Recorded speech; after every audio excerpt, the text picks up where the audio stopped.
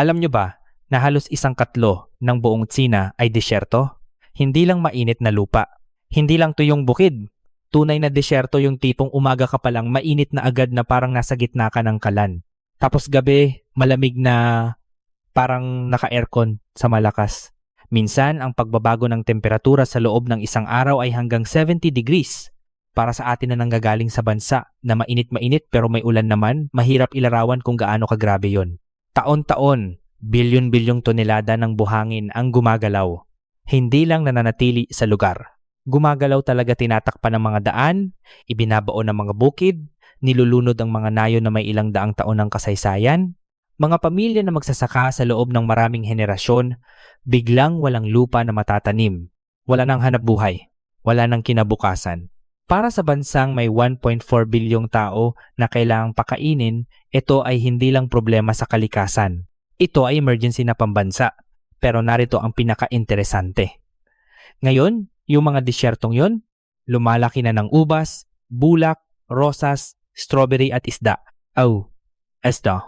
Sa gitna ng lupa na halos walang ulan sa buong taon, nakakakuha na ang China ng mahigit 30 milyong tonelada ng pagkain mula sa mga lugar na noong nakaraan ay walang silbi. Paano nila nagawa yon? At bakit dapat tayong matuto mula dito bilang mga Pilipino? Dahil hindi lang ito kwento ng China. Ito ay blueprint, isang gabay kung paano ginagawang produktibo ang lupa na walang maasahan. At bilang bansa na may mga lugar na dinadamayan din ng tagtuyot, erosyon at pagbabago ng klima, marami tayong matututunan dito. Ang lupa na hindi pwedeng taniman. Ang dalawang pinakamalaking disyerto ng China ay ang Gobi at ang Taklamakan. Kapag pinagsama mo ang mga ito kasama ang ibang tuyong lugar, umaabot sa halos 2.6 milyong square kilometro. Para maisip mo kung gaano kalaki yun, mga 4 na beses ang laki ng buong Pilipinas. At hindi ito titigil na lumaki. Ganyan ang disyerto, hindi ito naghihintay. Ang hangin ay nagdadala ng buhangin. Ang buhangin ay napupunta sa mga bukid. Ang mga bukid ay nagiging disyerto at ang siklo ay nagpapatuloy. Noong mga panahon bago nagsimula ang malaking proyektong ito ng China, ang mga bagyo ng alikabok mula sa Gobi ay nakakarating pa hanggang Beijing na nasa malayo at tumatawid pa ng dagat papunta sa South Korea. Tuwing tagsibol, nagiging kulay kahel ang langit sa kabuuan ng silangang Asya dahil sa alikabok na galing sa mga disyertong ito. Imagine mo yung nakatira ka sa lungsod, tapos bigla na lang mapula-pula ang langit mo dahil sa buhangin na nagmula sa daan-daang kilometro ang layo. Ganyan kagrabing problema to noon. Pero, at ito ang importanteng parte, hindi lang nakita ng pamahalaan ng China ang disyerto bilang banta. Nakita rin nila ito bilang pagkakataon na sa ilalim ng lahat ng buhangin na yon, mahigit 16 bilyong tonelada ng langis. 16 trillion cubic metro ng natural gas. Napakaraming mineral na hindi pa nahahawakan. At araw-araw, ang sikat ng araw na tumatalab sa lupang iyon ay sapat para magbigay ng kuryente sa mga lungsod ng maraming beses. Yung disyerto ay hindi lang problema. Ito ay isang malaking kaban ng kayamanan na hindi pa nabubuksan. At noong huling bahagi ng dekada 1970, nagsimula ang China sa pinakamalaking proyektong pangkalikasan sa kasaysayan ng buong mundo. Una, kailangan turuan ang buhangin na tumigil. Bago ka magtanim ng kahit ano, kailangan mo munang ayusin ang pinakapundamental na problema. Ang lupa mismo ay gumagalaw. Isipin mo tong ganito. Pag nagtanim ka ng buto sa maluwag na buhangin, pagdating ng linggo susunod, either nababaon na yon sa bagong buhangin dinadala ng hangin o nalantad na ng husto kaya walang lupa sa paligid nito. Hindi ka makakapagtayo ng kahit ano sa ibabaw ng lupa na nagbabago ng itsura tuwing humihilab ang hangin. Kaya una, nagpadala ang China ng mga survey team sa disyerto ng ilang buwan. Ginamit nila ang satellite images, ground sensors, at libu-libong sukatan ng hangin para maunawaan kung paano eksaktong gumagalaw ang buhangin. Saan nanggagaling ang hangin? Gaano kabilis? Anong mga lugar ang pinakamalala? Hindi sila pumunta ng bulag-bulagan. Pinag-aralan muna nila ang disyerto bago nila sinubukang baguhin ito. Pagkatapos, pumasok ang mga bulldozer. Pinantay nila ang mga pinakamatataas na bulo ng buhangin, nag-redistribute ng lupa para gawing mas pantay ang surface. Para siyang pag-level ng construction site bago mag-pour ng pundasyon, pero ang construction site na ito ay umaabot sa libu-libong square kilometro ng naglalagablab na lupa. Pero pagpantay mo man ng buhangin, buhangin pa rin yon. gumagalaw pa rin. At dito pumasok ang solusyon na kapag naririnig mo, medyo mapapailing ka sa kasimplihan nito, dayami. Hindi advanced na teknolohiya, hindi mahal na kemikal. Dayami lang yung tuyong tangkay ng palay at trigo na naiwan pagkatapos ng ani, kinuha mula sa mga bukid sa kalapit na lugar. Ginupit ng mga manggagawa ang dayami sa mga piraso mga 20 hanggang 30 sentimetro ang haba, tapos itinusok nila ang mga bunton nito sa buhangin sa pattern na grid parang checkerboard. Hanay pagkatapos ng hanay, kahon pagkatapos ng kahon, bawat isa ay mga 1 metro ang lapad. Kapag tiningnan mo mula sa itaas, parang nakalagay ng malaking cessboard sa gitna ng disyerto. Bakit gumagana ito? Ang malakas na hangin na nagdadala ng buhangin ay mababa ang agos malapit sa lupa. Kapag natamaan ng hangin na yon ng isang hanay ng dayami na nakatusok sa lupa, bumagal ito. Ang buhangin na dala nito ay bumabagsak doon mismo, nabitag sa loob ng maliit na kahon. Gawin mo ito sa milyon-milyong kahon at ang buong ibabaw ay nagsisimulang mag-lock sa lugar. Hindi lang yon ang nagawa ng checkerboard. Lumikha rin ito ng maliliit na lugar ng lilim, nagpabagal ng pagsingaw ng tubig mula sa lupa at ginawang sapat na tahimik ang lupa para magsimulang tumubo ang ilang maliliit na halaman ng disyerto ng kusa. Sa loob ng mga dekada, inilagay ng mga manggagawa ang dayami grid na ito sa napakalawak na bahagi ng mga gilid ng Gobi at Taklamakan. Ang lakas paggawa na kinailangan para dito ay nakakabigla, puro kamay, puro pawis, ilang daang kilometro ng disyerto, pero ang resulta ay isang matatag na pundasyon lupa na sapat na matibay para simulan ang pagtatanim ng seryoso. Pangalawa, gawing lupa ang buhangin. Matatag na ang buhangin, pero hindi pa ito lupa. Ang disyerto ay kulang hindi lang sa tubig. Kulang ito sa halos lahat ng kailangan ng halaman. Nutrients, organic matter, matatag na temperatura, tamang istruktura ng lupa. Para mapalago ang halaman doon, kailangan mong i-engineer ang lupa mula sa simula. Alam ng mga team ng pagtatanim na ang ordinaryong pananim ay hindi mabubuhay kahit 1 linggo. Kaya naman nagsimula sila sa mga halaman na ginawa para sa kahirapan. Ang saksyaol trees kaya nilang ilubog ang ugat nila ng mahigit 10 metro pababa sa lupa, naghahanap ng tubig sa ilalim ng lupa. Ang mga tamarisk shrubs ay kayang mabuhay sa level ng ulan na pumapatay sa karamihan ng halaman. Ang drought-resistant na poplar ay mabilis lumaki, nagpapatatag ng lupa at lumilikha ng sanggalang sa hangin para sa mas maliliit na halaman sa paligid nito. Pero kahit ang mga matibay na halaman na ito ay kailangan ng tulong sa mga unang yugto. Hindi lang nagkalat ng binhi at umasa sa pinakamabuti. Humukay ang mga manggagawa ng mga planting pit 40 hanggang 80 cm ang lalim sa buhangin. Pinuno nila ang ilalim ng bawat hukay ng organic material at nutrients para bigyan ng pagkakataon ang bawat halaman. Tapos maingat na inilagay ang mga seedling sa loob. Sa bawat pit ay may manipis na tubo na konektado sa mas malaking network ng tubig. Naghahatid ito ng tubig direkta sa ugat ng halaman, patak-patak lang, sa bilis na 2 hanggang 8 litro bawat oras. Para sa atin na laki sa bansa na pag-iinit ay binibisita lang ng monsoon tuwing tag-ulan, baka parang kakaiba ang ganyang paraan ng pagdidilig. Pero sa disyerto, ito ay revolusyonaryo.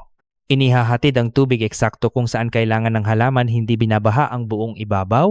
Binabawasan nito ang paggamit ng tubig ng 30 hanggang 60% kumpara sa tradisyonal na pagdidilig.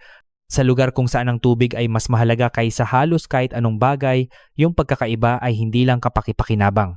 Yun ang dahilan kung bakit kaya ng proyektong ito sa malaking sukat. Ang mga unang taon ay brutal. Sa ilang lugar, hanggang 80 sa bawat 100 halaman ang namatay bago pa man matibay ang ugat. Isang bagyo ng buhangin ay maaaring sirain ang trabaho ng ilang buwan sa isang gabi. Isang init-init na panahon sa maling oras ay maaaring puksain ang buong season ng pagtatanim. Pero patuloy na muling nagtanim ang mga team. At dahan-dahan, ang mga nakaligtas ay nagsimulang baguhin ang kapaligiran sa paligid nila. Ang mga ugat ay humawak sa maluwag na buhangin. Ang mga tangkay ay humarang ng hangin sa antas ng lupa. Ang mga nalagas na dahon ay nagsimulang mag-ipon ng manipis na layer ng organic material sa ibabaw. Season pagkatapos ng season, ang dating hubad na buhangin ay nagsimulang magmukhang at kumilos na parang tunay na lupa. Nagtanim ang China ng mahigit 66 bilyong puno at palumpong sa buong programa. Nagtatag ng mahigit 500,000 kilometro ng green belts at windbreak forests kasabay ng mga gilid ng disyerto. Ang kabuuang investment sa loob ng ilang dekada ay lumampas sa 50 bilyong dolyar. Walang ibang bansa sa kasaysayan ang nagtangkang mag-restore ng kalikasan kahit malapit sa ganitong laki. At ngayon makikita mo ito sa satellite images, isang lumalagong berdeng sintas na nagtutulak pabalik laban sa buhangin. Ikatlo, ang disyerto bilang makinarya ng pagkain. Kapag natatag na ang lupa at maaaring dalhin ng tubig ng maaasahan sa mga lugar na ito, lumabas ang mas malaking tanong. Anong mahahalagang pananim ang talagang maaaring mabuhay dito? At paano mo gagawing tunay na ekonomiya ng agrikultura ang isang na-reclaim na disyerto? Ang sagot ay nagulat sa halos lahat. Ang mga disyerto ng kanlurang China, lalo na ang mga lugar tulad ng Xinjiang, Gansu, Ningxia at Inner Mongolia, ay nasa mataas na altitude sa ilalim ng halos walang ulap na langit para sa karamihan ng taon. Maraming lugar sa mga ito ay nakakakuha ng mahigit 3,000 oras ng sikat ng araw taon-taon. Mainit ang araw, malamig ang gabi. Yung uri ng pagbabago ng temperatura ay bangungot para sa karamihan ng pananim. Pero para sa ilang espesyal na varieties, lumilikha ito ng kondisyon na halos imposibleng kopyahin kahit saan. Halimbawa, ang ubas. Sa rehiyon ng Turpan, napapalibutan ng disyerto sa lahat ng panig. Ang mga ubas ay nakakaranas ng matindi ang init sa araw, nagpapabilis ng paglaki tapos malamig ang gabi, naglalak ng asukal sa loob ng prutas. Ang resulta? Mga ubas na may hanggang 40% mas natural na asukal kaysa sa mga lumalaki sa karaniwang lugar ng produksyon ng alak. Ang lugar ay gumagawa na ngayon ng halos 1.5 milyong tonelada ng sariwang ubas at 350,000 tonelada ng raisins bawat taon, isa sa pinakamalalaking high-quality na producer ng raisins sa buong Asya. Ang mga rosas ay mas hindi inaasahan pa. Sa Gansu at Ningxia, libu-libong ektarya ang nakapalaman na ng mga rosas hindi para sa hardin, kundi para sa essential oils, teas, cosmetics at dried petals na ibinebenta sa buong mundo. Ang tuyong hangin ng disyerto ay lubhang nagbabawas ng mga fungal diseases na sumasamantala sa mga rose farms sa mas basa na klima. Ang matinding sikat ng araw ay nagpapataas ng konsentrasyon ng mga langis sa loob ng bawat talulot. Para sa ilang premium varieties, kailangan ng 3 hanggang 5 tonelada ng sariwang talulot para makagawa ng 1 kilo ng essential oil. Kaya ang bawat ektarya ng desert roses ay nagkakalaga ng malayo sa karamihan ng pananim sa pagkain na eksakto ang gusto mo kapag limitado ang supply ng tubig at bawat parisukat na metro ng dinidiliganting lupa ay kailangang mag-justify ng gastos nito. At syempre, ang bulak. Ang Xinjiang ngayon ay gumagawa ng humigit kumulang 5 milyong tonelada ng bulak bawat taon. Kumakatawan ito sa halos 20% ng lahat ng bulak na pinalaki sa buong planeta. Ang malawak na pantay na reclaimed land ay nagpapahintulot sa malalaking mechanical na harvester na mag-operate ng mahusay sa sukat na simpleng hindi posible sa mas maliliit o mas fragmented na mga lugar ng pagsasaka. Ang drip irrigation ay nagpapanatiling mapamahalaan ang mga gastos sa tubig. Pero marahil ang pinakakahangahangang pag-unlad ng agrikultura sa mga rehiyong ito ay nangyayari hindi sa mga bukas na bukid kundi sa loob ng mga greenhouse at hindi mga maliit na hobby structure. Napakalaking layuning ginawang kapaligiran ng paglago na sumasaklaw sa mahigit 2,000 square kilometro sa buong kanlurang China, mga 3 beses ang kabuuang greenhouse footprint ng buong Canada. Ang pinakakaraniwang disenyo ng greenhouse sa mga lugar na ito ay espesyal na na-engineer para sa malamig tuyong kondisyon. Ang timurang dako ay gawa sa malinaw na material para makuha ang pinakamaraming sikat ng araw sa buong araw. Ang hilagang pader ay makapalgawa sa brick, rammed earth o konkreto at nag-aabsorb ng init sa buong araw tulad ng baterya. Pagkatapos ng paglubog ng araw, dahan-dahanang inilalabas ng pader na iyon ang naipong init pabalik sa loob ng greenhouse. Ginagawa ng greenhouse ang pinakamalaking kahinaan ng disyerto, ang matinding pagbabago ng temperatura na isang passive heating system na halos hindi nangangailangan ng panlabas na gasolina para patakbuhin. Sa loob ng mga estruktura na ito, ang ani ng strawberry ay umaabot sa 60 hanggang 100 tonelada bawat ektarya. Yun ay 4 na beses ang magagawa ng bukas na bukid. Mga kamatis, pipino, matamis na sili, premium na dahong gulay at melon ay lumalaki sa bawat season. Habang sa labas ng mga pader, ang disyerto ay nagyayelo o naglalagablab walang produktibo. Natuklasan ng China sa pamamagitan ng mga dekada ng pagsubok at kabiguan na ang pinakamalupit na katangian ng disyerto ay hindi kailangang labanan. Maaari itong i-redirect. Ang matinding sikat ng araw ay nagiging kalamangan sa paglaki. Ang pagbabago ng temperatura ay nagiging libreng pag-init. Ang tuyong hangin ay nagbabawas ng presyon ng sakit. Ang disyerto ay tumigil na maging kaaway at nagsimulang maging bahagi ng sistema. Ikaapat, ang araw ay hindi lang para sa pagpapalaki ng pagkain. Mayroong isang mapagkukunan sa disyerto na nakilala ng China bago halos sino man ay nag-isip na seryosohin ito sa malaking sikat ng araw. Ang Gobi at ang mga gilid ng taklamakan ay tumatanggap ng ilan sa pinakamataas na level ng solar energy kahit saan sa mundo. Para sa karamihan ng kasaysayan ng tao, ito ay isang katotohanan sa kapaligiran na walang nakakabit na gamit sa ekonomiya. Pero simula sa 2000s at mabilis na bumilis sa 2010s, nagsimulang magtayo ang China ng mga solar energy installation sa disyerto sa laki at bilis na ang natitira pang mundo ay nakikipag-agaw pa rin. Isa sa pinakakamangha-manghang installation ay nasa gilid ng Gobi Desert. Sa gitna nito ay isang tore na humigit kumulang 260 metro ang taas, mga katulad ng isang 80 palapag na skyscraper na papalibutan ng humigit kumulang 12,000 salamin na sumasaklaw sa malawak na sahig ng disyerto. Bawat salamin ay nakakabit sa isang motorized system na sinusubaybayan ang posisyon ng araw sa kalangitan mula pagsikat hanggang paglubog. Bawat salamin ay sabay-sabay na nagre-reflect at nagfo-focus ng liwanag sa tuktok ng gitnang tore na iyon. Ang nakakonsentrang init na tumatalab sa tore ay matindi pa kaysa sa sapat na matunaw ang asin sa liquid na anyo. Yung liquid salt ay nagtataglay ng init ng ilang oras pagkatapos lumubog ang araw na nangangahulugang patuloy na gumagawa ng kuryente ang planta hanggang malalim sa gabi. Ang init ay nagpapakuluan ng tubig.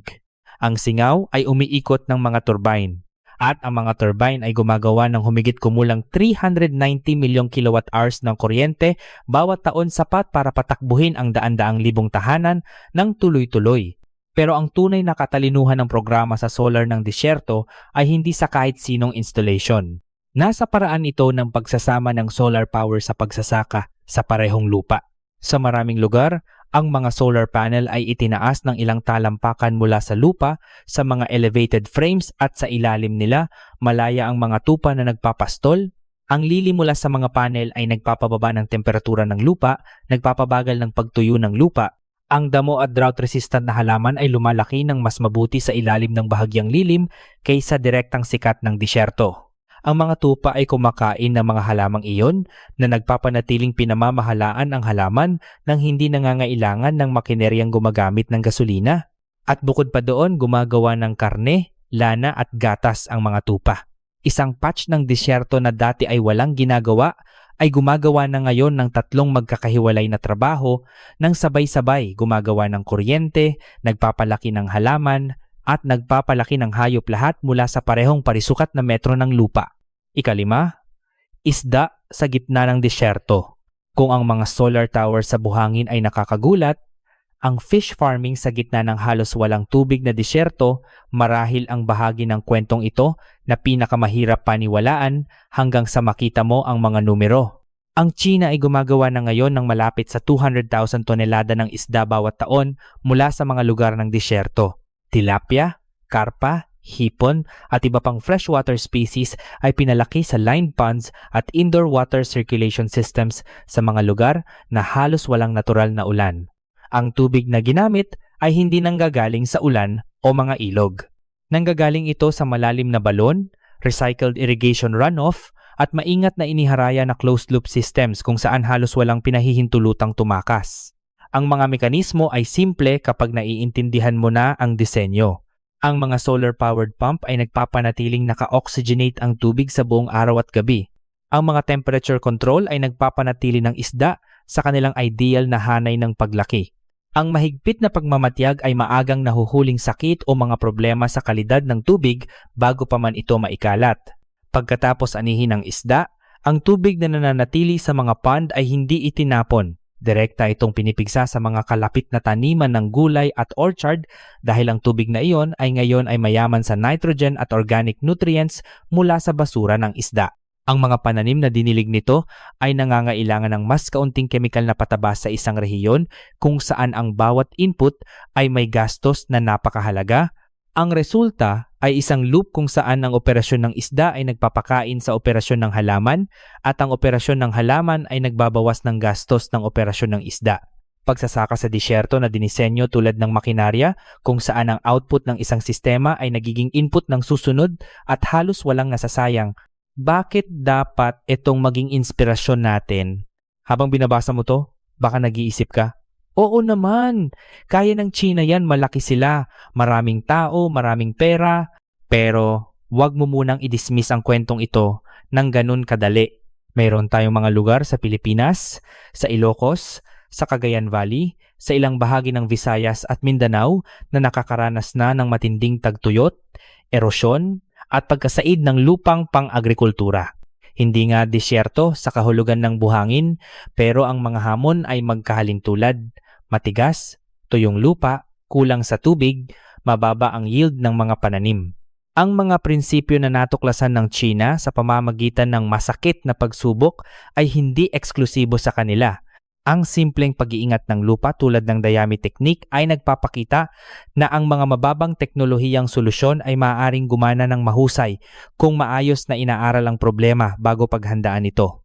Ang drip irrigation na nagbabawas ng paggamit ng tubig ng kalahati habang nagbibigay ng mas magandang resulta ay hindi reserve para sa malalaking proyekto. Maaari ito nang gawin ng mga maliliit na magsasaka doon mismo sa mga taniman ng pamilya. Ang konsepto ng pagpile ng maraming gamit sa iisang piraso ng lupa, solar panels, pastol ng hayop, at paglaki ng halaman sa parehong lugar, ito ay isang paraan ng pag-iisip na pwede nating dalhin sa ating sariling mga lugar. At ang fish farming sa closed-loop water system ito ay isang teknik na lumalakas sa buong mundo para sa mga lugar na kulang sa tubig. May mga grupo na sa Pilipinas na nag-eeksperimento nito at may potensyal na mapalawak pa. Ang pinakamahalagang aral. Ang China ay nagsimula sa problema na tila imposible. Itigil ang paglaganap ng disyerto at gawin itong produktibo. Hindi nila ito nalutas sa isang malaking hakbang. Nalutas nila ito ng layer by layer, bawat isa ay nagtatayo sa nauna. Ang Dayami grids ay naging 3 belts. Ang 3 belts ay lumikha ng matatag na lupa.